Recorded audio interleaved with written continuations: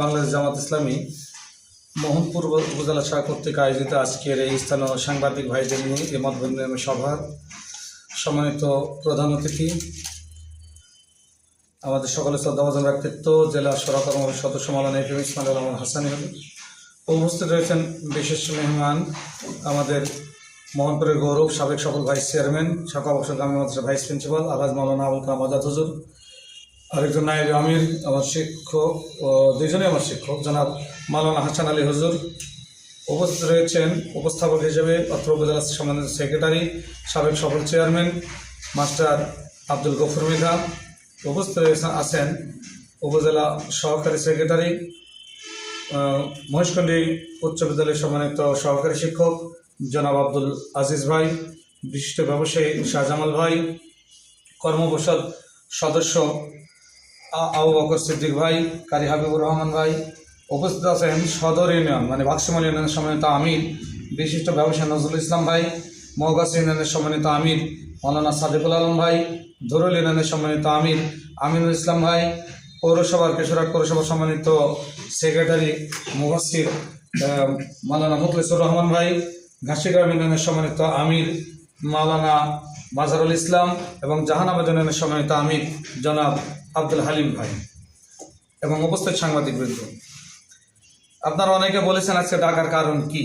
ডাকার কারণ হলো আপনারা জানেন দীর্ঘ আন্দোলনের ফসল হিসাবে আগামী 12ই ফেব্রুয়ারি ত্রয়োদশ জাতীয় সংসদ নির্বাচন হতে চলেছে। উক্ত নির্বাচনে বাংলাদেশ জামাত ইসলামী রাজশাহী 3 পবা মোহনপুর এই আসনে হরগ্রাম ইউনিয়নের বারবার নির্বাচিত দীর্ঘ 28 বছরের চেয়ারম্যান পরীক্ষিত নেতা অধ্যাপক আবুল কালাম আজাদ ভাইকে মনোনয়ন দিয়েছেন দাঁড়িপাল্লা মার্কায়। আমরা তার সার্বিক সহযোগিতার জন্য তার এজেন্ট হিসাবে আমাকে দেওয়া হয়েছে এবং এই আসনের সদস্য সচিব হিসাবেও আমার দায়িত্ব রয়েছে। 2টি উপজেলা মিলে একটি আসন পবা এবং মোহনপুর। আমরা পবার সাংবাদিকদের সাথে আমরা বসবো। আমরা এখানে বসেছি, আমরা লক্ষ্য করছি, গতকালকে লক্ষ্য করেছি আমাদের উপজেলার বিভিন্ন জায়গায় মহিলা কর্মীরা যখন মানুষের কাছে ভোট চেতে যাচ্ছে তখন একটা গোষ্ঠী তাদেরকে বিভিন্নভাবে হেনস্থার শিকার করছে, তাদের এই দলীয় কাজে বাধা দিচ্ছে। কিন্তু এটা গণতান্ত্রিক অধিকার, যেহেতু আমাদের এই সংগঠন নিবন্ধিত একটি সংগঠন, এই সংগঠনের বয়স অনেক বেশি। মাঝখানে নিবন্ধন যদিও তারা স্থগিত করে রেখেছিল, পরবর্তীতে আবার তা ফিরে পাওয়া গেছে এবং একটি জনপ্রিয় দলে পরিণত হয়েছে। আপনারা লক্ষ্য করেছেন ইতিমধ্যে দেশের 5টি বড় বড় বিশ্ববিদ্যালয়ে বাংলাদেশ ইসলামী ছাত্র শিবির আমাদের অঙ্গ সংগঠন জামাতের তারা এক নিরঙ্কুশ বিজয় লাভ করেছে। সব কিছু প্রমাণ করে তরুণরা এবারে বাংলাদেশ জামাত ইসলামকেই বেশি পছন্দ করছে, মা বোনরা বেশি পছন্দ করছে। এটা একটা গোষ্ঠীর সহ্য হচ্ছে না। সহ্য না হয়ে মা বোনকে আমাদের থেকে বিমুখ করার জন্য আপনারা দেখেছেন আমাদের মানবিক নেতা বিশ্ব ইসলামী আন্দোলনের অন্যতম রাহবার বাংলাদেশ জামাত ইসলামের কেন্দ্র আমির ডাক্তার শফিকুর রহমান ভাইয়ের একটি আইডিকে হ্যাক করে তারা মহিলাদের বিরুদ্ধে যে কথা বলেছে এটা শয়তানও বিশ্বাস করবে না। কারণ আপনারা জানেন ডাক্তার শফিকুর রহমানের স্ত্রী, তিনি একজন ডাক্তার, তার মেয়ে, তার জামাই সবগুলো চাকরি করে এবং তিনি যে একটা মেডিকেল তৈরি করেছেন, তার নিজস্ব মেডিকেল আছে, মেডিকেলটার নামই তিনি ওমেন মেডিকেল দিয়েছেন, মহিলাদের জন্য মেডিকেল। সেখানে সকল জাতির কর্মচারী ডাক্তার সবগুলো রয়েছে। এখান থেকে বোঝা যায় তিনি যদি নারী বিদ্বেষী হবেন তাহলে নিজেই নারী তার আত্মস্বজন নারীদেরকে চাকরির প্রতি উৎসাহিত করবেন না। আরেকটি বিষয় আপনাদের সামনে তুলে ধরতে চাই যে আইডি হ্যাক অনেকেরই হয়। আপনারা দেখেছেন আমার একটি আইডি যেখানে লক্ষ লক্ষ ভিউ হয়েছিল, বিশেষ করে মুফতি আমির হামদার একটা প্রোগ্রামের নিয়ে 2টি আইডি আমার হ্যাক হয়েছে। একটি হচ্ছে জিএম আব্দুল্লাহ আওয়াল রাজশাহী ওইটি, আর একটি হচ্ছে বিসমিল্লাহ টিভি রাজশাহী। এখনও দেখবেন মাঝে মাঝে অশ্লীল ছবি দিই সেখানে। স্যার আমরা কিন্তু জিডি করেছি, তখনই আমি জিডি করেছি, জিডি কপিও আমার কাছে আছে, কিন্তু আমরা কোনোভাবেই সেটি উদ্ধার করতে পারছি না। যে কোনো সময় যে কোনো লোকের আইডি কিন্তু হ্যাক হয় বা একটা গোষ্ঠী এটা করে। এটা নিয়ে আসলে সমালোচনা যারা করছে এটা না বুঝে করছে। আমি আপনাদের কাছে মোহনপুরের সাংবাদিক হিসাবে স্থানীয় আপনারা হিসাবে আমাদের সকলের সাথে পরিচিত, আমি আপনাদের অনুরোধ রাখবো 47টি কেন্দ্র রয়েছে মোহনপুরে। 47টি কেন্দ্রে কোনটি ঝুঁকিপূর্ণ আর কোনটি ঝুঁকিপূর্ণ নয় আপনারাই ভালো জানেন। তবে আমরা মনে করি কোনোটি ঝুঁকিপূর্ণ নয়, আমরা মনে করি কোনোটি ঝুঁকিপূর্ণ নয়। ভোটাররা যে ভোট দিবে যাকে খুশি তাকে দিবে, যে ভোট বেশি পাবে আল্লাহ তাকে সম্মান দেবেন, সেই নির্বাচিত হবে। এখানে আসলে ঝুঁকি অঝুঁকি আমরা বুঝি না। তবে আমরা আপনাদের কাছে আবেদন রাখবো, অতীতের থেকে শিক্ষা গ্রহণ করে এই সকল ব্যাপারে আপনাদের সহযোগিতা আমরা কামনা করছি। যদি কোনো জায়গায় কোনো প্রকারের সমস্যার সৃষ্টি হয়, সঙ্গে সঙ্গে আপনারা রিপোর্ট করার চেষ্টা করবেন। আর মহিলা মা বোনদের ক্ষেত্রে যে আমাদের দাঁড়িপাল্লার ভোট চাইতে গেলে হেনস্থা করা হচ্ছে, এ ব্যাপারে জাতির কাছে আমরা উদাত্ত আহ্বান জানাতে চাই। আমাদের মা বোন আমাদের সম্পদ, তাদেরকে হেনস্থা করা, তাদেরকে অপমানিত করা, লজ্জিত করা কোনো বিবেকবান মানুষ এটা করতে পারে না। সুতরাং আপনাদের মাধ্যমে জাতিকে জানাতে চাই, মা বোনদের হেনস্থা করা থেকে আমরা দূরে থাকব। এরপরে বিভিন্ন জায়গায় হুমকি ধমকি দেওয়া হচ্ছে, বিভিন্ন জায়গায় খুব হুমকি ধামকি চলছে যে দাঁড়িপাল্লার ভোট হলে, দাঁড়িপাল্লায় ভোট দিলে এই হবে ওই হবে, অনেক কিছু হুমকি ধামকি দেওয়া হচ্ছে। বিশেষ করে আমি নির্বাচনী আমাদের অধ্যাপক আবুল কালাম আজাদ ভাই এজেন্ট হওয়াতে একটা কমপ্লেন সেখানে দিয়েছে যে শিক্ষক উনি কেন এজেন্ট হতে পারবেন না, উনি নির্বাচনী কাজে অংশগ্রহণ করতে পারবেন না। আমি তার জবাব দিয়েছি, সরকারি চাকরিজীবী ছাড়া বেসরকারি চাকরিজীবী শুধু এজেন্ট হওয়া নয়, শুধু নির্বাচনী প্রচারণা নয়, নিজেও তিনি প্রার্থী হতে পারবেন, নিজেও তিনি প্রার্থী হতে পারবেন।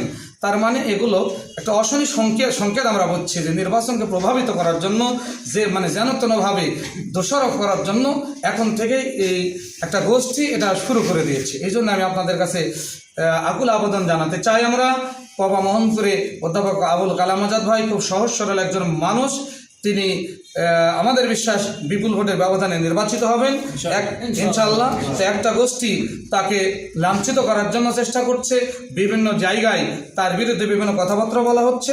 আমরা আপনাদের মাধ্যমে জাতির কাছে জানাতে চাই, হুমকি ধমকি দিয়ে মানুষের অন্তরের মধ্যে যে দাঁড়িপাল্লা অঙ্কিত হয়ে গেছে, এটা সরানো যাবে না। যত হুমকি ধমকি হবে ততই কিন্তু আমাদের ভোট বাড়বে ইনশাআল্লাহ। আপনারা দেখেছেন যকশন নির্বাচনে আমাদের ভিপি প্রার্থীর ওয়াইফ তার ওড়না ধরে, তার হিজাব ধরে টানাটানি করা হয়েছে। সকালে ধৈর্য ধারণ করেছিল আমাদের সংগঠনের, ছাত্র সংগঠনের সকল ভাইয়েরা। রেজাল্ট হলো কি?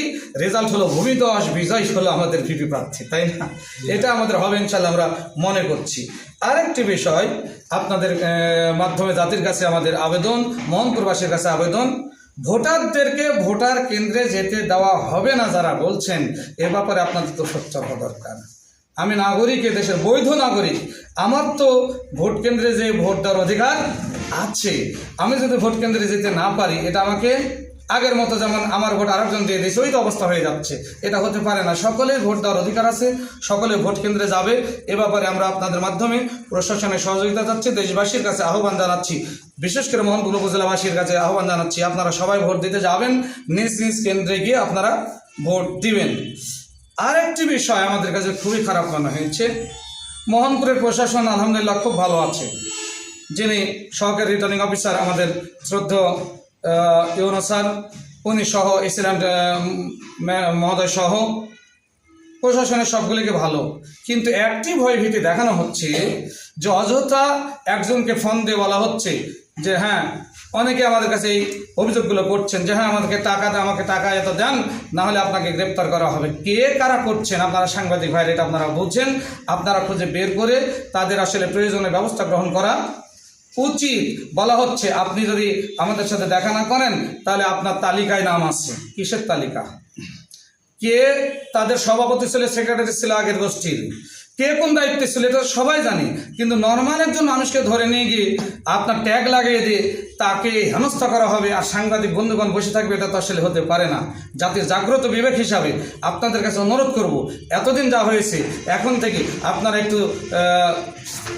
একটু নিয়ত করেন না, আর যা হয়েছে মোহনপুরে আর নিরপরাধ কোনো মানুষকে আমরা গ্রেপ্তার হতে দেব না। আপনারা যাতে সোচ্চার হন এবং যেইভাবে লোকজন অভিযোগ শুরু করেছে, আমরা সহযোগিতা করবো যে কোনো নিরপরাধ মানুষকে গ্রেপ্তার করবে, মামলা দেবে, অযথা হয়রানি করবে, এটার পক্ষে আমরা নয়। সকলকেই আমরা নিরাপদে থাকুক এই ব্যবস্থা আমরা প্রশাসনের কাছে আকুল আহ্বান জানাচ্ছি যে নিরাপদ লোককে কখনো অপরাধী বানানো যাবে না। এরপরে আরেকটি বিষয় আপনারা বলেছেন কি ধরনের সহযোগিতা চাই। আমরা আপনাদের কাছে সার্বিক সহযোগিতা চাই, সার্বিক সহযোগিতা। এখন থেকে আমাদের লোককে, আমাদের নেতাদেরকে অনেককে বিভিন্ন হুমকি ধামকি দেওয়া হচ্ছে যে যদি আপনি দায়িত্ব পালন করেন, এজেন্ট থাকেন, তারপর অমুকের দায়িত্ব পালন করেন, অমুকায় ভোট দেন, ভোট চান, তাহলে পৃথিবী থেকে বিদায় করে দেওয়া হবে, হাত পা ভেঙে দেওয়া হবে, বিভিন্ন কথা বলা হচ্ছে বিভিন্ন নামে, বিভিন্ন আইডি থেকে, বিভিন্ন ফোন থেকে ফোন করি। আমরা আপনাদের মাধ্যমে সহযোগিতা কামনা করছি বা জাতিকে জানাতে চাচ্ছি যে এটা আসলে একটা নির্বাচনের সুষ্ঠু পরিবেশকে বিঘ্ন করা। নির্বাচন আসলে সুষ্ঠু যদি হয় তার লক্ষণ পূর্ব থেকে বোঝা যায়। আমরা বিশ্বাস করি এবারে নির্বাচন সুষ্ঠু হবে, যেহেতু অন্তর্বর্তীকালীন সরকারের প্রধান ডক্টর ইউনূস স্যার উনি প্রতিশ্রুতি দিয়েছেন এবং সেই প্রতিশ্রুতি নিয়েই তিনি ওখানে বসে আছেন। একজন ভালো মানুষ, আমরা ক্লিন আমেজের মানুষ, আমরা মনে করি হবে ইনশাআল্লাহ সুষ্ঠু নির্বাচন। কিন্তু দুই একজন কুচক্রীর মহল যদি এটা করার চেষ্টা করে, আমরা আপনাদের মাধ্যমে জাতিকে জানাতে চাই এবং আপনাদের কাছে সহযোগিতা চাই যে আপনারা দয়া করে এগুলি লিখবেন এবং জাতির কাছে এগুলি স্পষ্ট করে দিবেন কারা এই কুচক্রী মহল, কারা এইভাবে হুমকি ধামকি দিচ্ছে, কারা সুষ্ঠু পরিবেশকে নষ্ট করতে চাচ্ছে। সবশেষে আমি আপনাদের কাছে আরেকটি বিষয় তুলে ধরতে চাই। দীর্ঘ দিনের পথ চলে এই মোহনপুর, আমাদের ওস্তাদ মাওলানা আবুল কালাম আজাদ, মাওলানা হাসান আলী হুজুর, তারপরে আমাদের সেক্রেটারি মাস্টার আব্দুল গফুর মিদা, ওনারা অনেক আগের মানুষ, আমরা ওনাদের ছাত্র হিসাবে। তো ওনাদের সময় তো দেখছে মোহনপুর খুব শান্তিপ্রিয় এলাকা। গত আমলে, গত সরকারের আমলে আমার প্রায় 22টি মামলা ছিল, আমার হুজুরের 14টি মামলা ছিল। এরপরও আমরা কারোর সাথে 5 তারিখের পর থেকে চ্যালেঞ্জ করে দিলাম, আমরা কারোর সাথে কোনো খারাপ আচরণ করি নাই, প্রতিশোধ গ্রহণ করি নাই, বরং আমরা ক্ষমার দৃষ্টিতেই সবাইকে দেখেছি। এই ক্ষমার দৃষ্টিতে আমরা দেখতে থাকব এবং সবার সাথে গোটা মোহনপুরবাসীকে একসাথে নিয়ে আমরা এই নির্বাচনে সবাই মিলে নির্বাচনে অংশগ্রহণ করছি এবং আমরা ভোট দেব, আমাদের নিজ নিজ প্রার্থীকে ভোট দেব। আল্লাহ যাকে সম্মান দিয়েছেন সেই পাশ করবে ইনশাল্লাহ। আমি আপনাদের কাছে এটা ইনশিওর করতে চাই এবং আপনাদের মাধ্যমে একটু সহযোগিতা কামনা করে সকলের সুস্বাস্থ্য, সাংবাদিকদের নিরাপত্তার ব্যাপারে ওনারা বলছিলেন একটু সুস্বাস্থ্য দীর্ঘ আপনাদের কামনা করছো। আপনারা বলছেন আপনাদের নিরাপত্তার ব্যাপারে, আসলে আপনাদের নিরাপত্তার ব্যাপারে আপনাদেরও তো সেফটির দরকার আছে, সেটা প্রশাসনকে আপনারা বলবেন বা আপনাদের তো যে সাংবাদিকদের যে ডিসি অফিস থেকে অনুমতি এটা তো আপনারা নেবেন। নেওয়ার পর কিছু হলে এবারে পর্যবেক্ষক থাকবে অনেক, প্রায় 90টা সংস্থার মনে হয়, 90 না 93 যা হোক অনেক সংস্থার তারা পর্যবেক্ষক থাকবেন, পর্যবেক্ষকরা দ্রুত করবেন। আর একটা বিষয় আপনারা দেখেছেন যে সিসি ক্যামেরা আছে, এই সাইডে যারা থাকবে তাদের সামনে একটা বডি ক্যামেরা দেওয়া হয়েছে।